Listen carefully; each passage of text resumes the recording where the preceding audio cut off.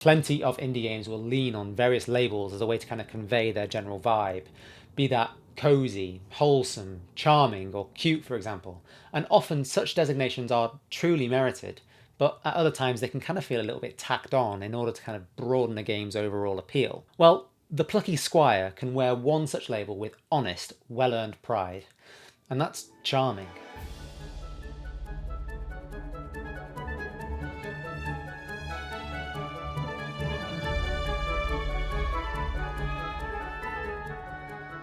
It's not often that a game strikes me as being so delightful and appealing at just a first glance. Yet this new, vivid, page-turning adventure, it's the first from Studio All Possible Futures, has a pleasing, striking, and ultimately charming look and feel.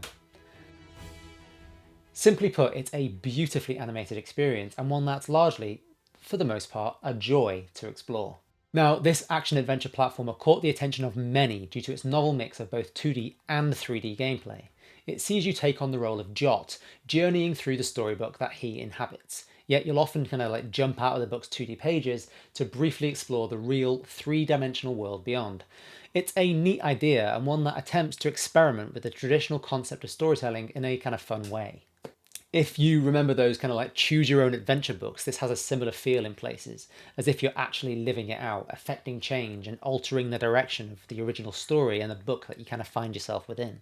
The 2D sections of the Plucky Squire play out via the pages of this aforementioned eye-catching book, in which Squire Jot has to take down a comical baddie threatening to disturb the peace. These 2D sections are where the game's heart really lies. It's packed with neat, although not particularly challenging, little puzzles, plenty of inventive moments, a great cast of humorous characters, fun dialogue, and a bright and appealing vibe from like start to finish. The 3D sections feel a touch different, however. When you leap from the 2D pages for the very first time, it does make for a magical transition. Seeing Jot and the world around you in 3D is one of those kind of cool moments that offers up an initial Wizard of Oz kind of like transition wow. And kind of once you've left the book behind, you find yourself exploring the desk of a young child, jumping over obstacles such as like stationery and toys and things, avoiding bugs, and traversing the space to kind of reach your goal. It reminded me of the likes of like Pikmin, Tinykin, and even Honey, I Shrunk the Kids. Now, these 3D moments aren't as fleshed out as those in 2D, feeling somewhat secondary to the storybook adventure. You're never out in this 3D space for too long though, and honestly, that's probably for the best.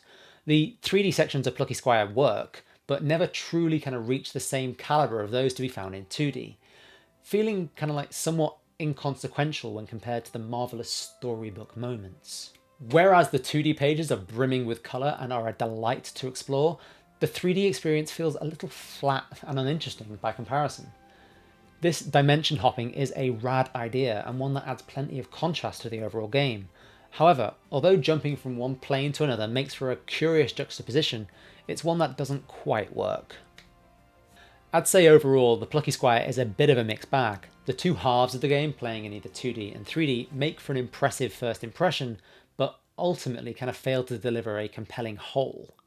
However, that's not to say that this one is not worth checking out. It has a superb 2D offering. It's insanely well polished and has bags and bags of charm and humour. The concept, even if it's not fully realised here, is one that is well worth experiencing. Now, as a quick aside, I played the game on the Steam Deck, and I faced a few issues, such as kind of like minor graphical quirks, and the game freezing up on me on more than one occasion during my playthrough.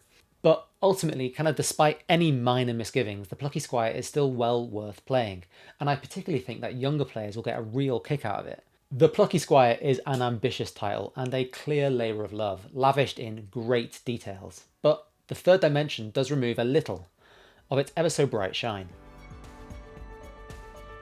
Thanks so much for watching, that's all from me today. Cheers!